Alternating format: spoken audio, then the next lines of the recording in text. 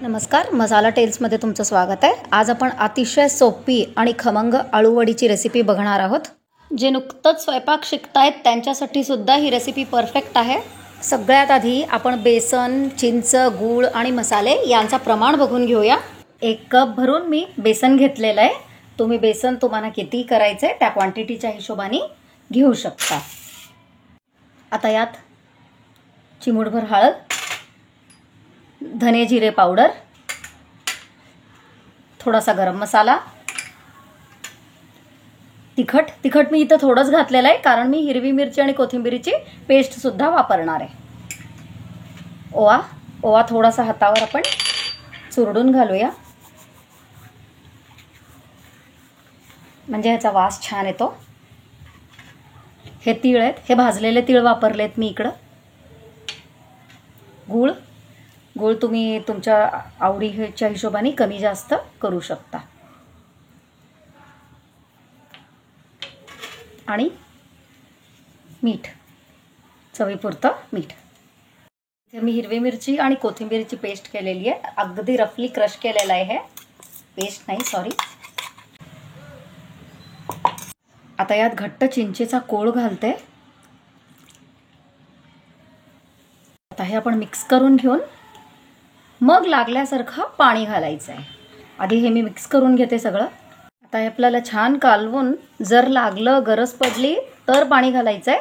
हे आपल्याला घट्टच ठेवायचं आहे. खूप पातळ जर केलं तर पानांना नीट चिटकत नाही आणि खूप जर घट्ट केलं तर ते वाफल्यानंतर तोंडात पीठ अशी टेस्ट येते.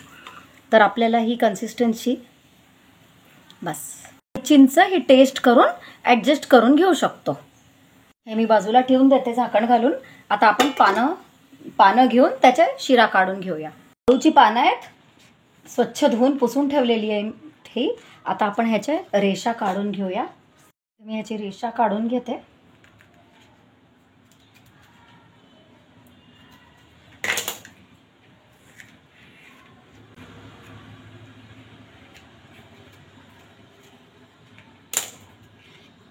रेष काढून घेऊन याच्यावर थोडंसं असं लाटणं फिरवून घेते म्हणजे हे पान सहज आपल्याला दुमडता येतं.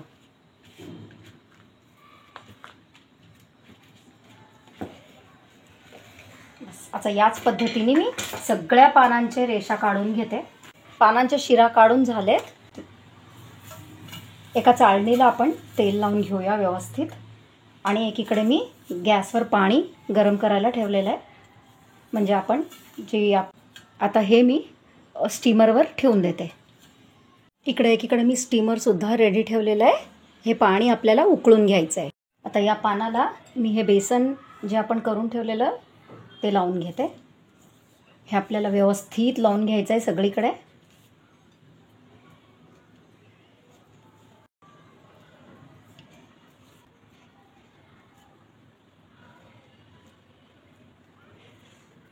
हे एका पानाला लावून झालंय. आता बरोबर याच्यावर आपण दुसरं पान आता ह्याच्यावर सुद्धा आपल्याला हे पूर्ण बेसन लावून घ्यायचंय.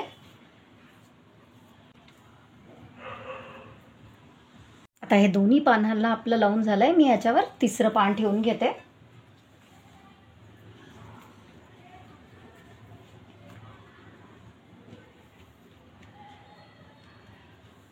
याच्यावर सुद्धा आपण बेसन लावून घेणार. माझ्याकडे जी पानं मला मिळाली आहेत ती एकदम मीडियम साईजची आहेत. फार मोठी नाही आणि फार लहान नाही. मोठी पानं असली तर तुम्ही 2 पानं सुद्धा वापरू शकता. आता आपण हे फोल्ड करून घेऊया.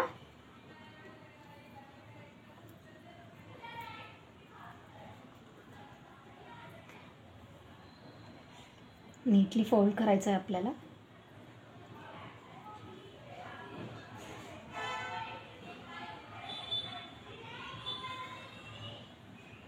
आता मी हे रोल करणार आहे.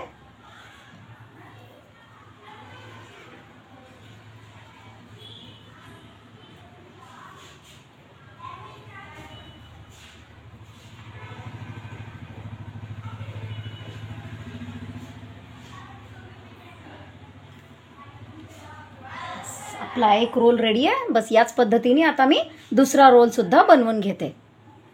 इथे आपले हे 2 रोल करून तयार झालेत. आता मी हे स्टीम करायला ठेवून देते. इथे पाण्याला छान उकळ आली आहे. मी हे दोन्ही रोल ह्यात ठेवून देते.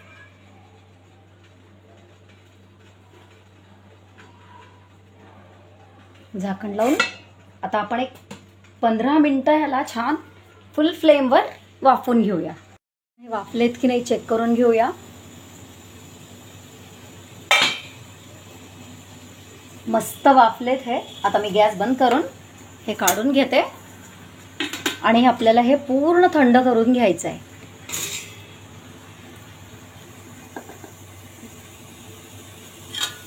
हे छान वाफलेत. आता मी हे पूर्ण थंड करून घेऊन मग आपण हे कट करूया. इथे आपले दोन्ही वड्या वाफून आता हे गार झालेत. आता मी ह्यांना कट करून घेते. आपल्याला हे खूप पातळ किंवा खूप जाड कट करायचं नाहीये.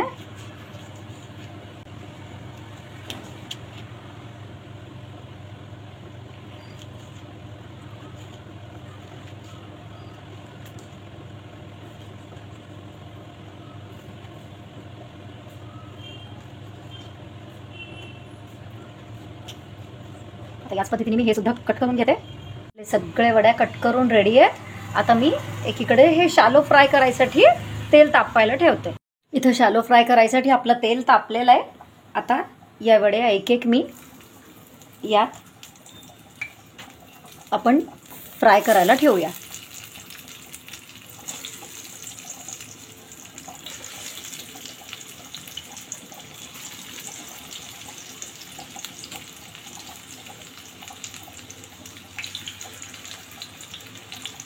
गॅस मी लो टू मीडियम ठेवलेला आहे.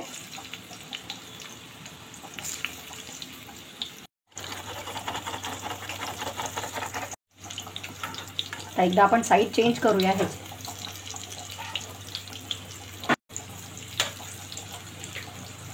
हे सुद्धा करू शकता.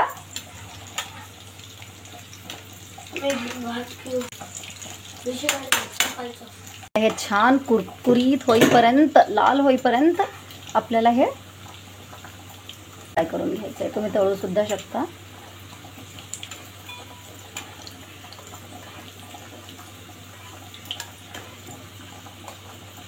आता हे छान लाल झालेत. मी काढून घेते हे सगळे.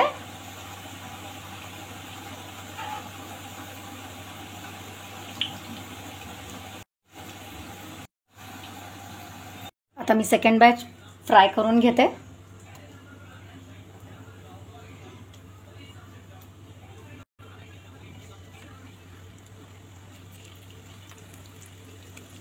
तोंडाला पाणी सुटेल अशी आळूवडी तयार आहे. चहासोबत खाल्ली की ह्याची मजाच काही वेगळी. रेसिपी आवडली असेल तर व्हिडिओला लाईक करा. चॅनलला सबस्क्राईब करणं मुफ्त आहे, त्यामुळे चॅनलला सबस्क्राईब नक्की करा.